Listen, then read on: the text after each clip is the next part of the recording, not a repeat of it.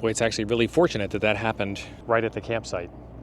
Now I got to get this flat tire fixed. So we get into our case and we get out our toolkit and our spare tube to get that done.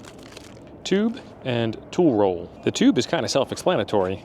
The tool roll, on the other hand, we got some stuff in here to make this job easier. And this is easier to open with two hands, but I'm filming for y'all.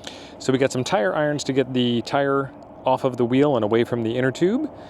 And then we have some wrenches here. You're gonna need a 19 and a 14 to get that front axle done. And one of the best parts about this bike is this center stand that it's got, because now I can get that front wheel off the ground and get that wheel off easily.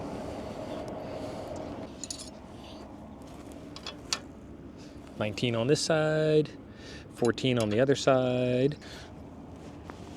There we go. And it ain't hot out here until you start working and getting into the sun.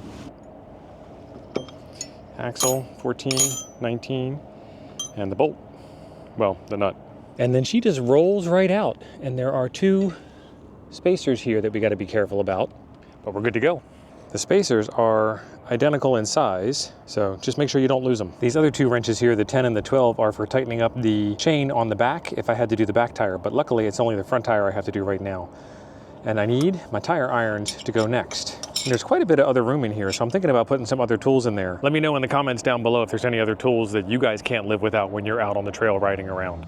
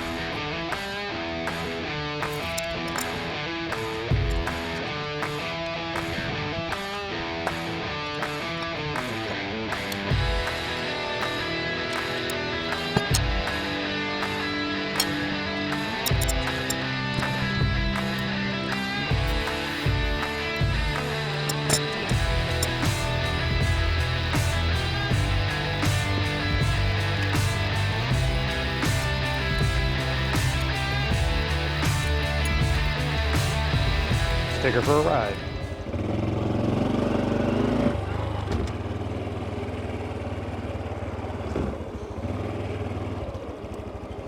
You always got to check your work, right?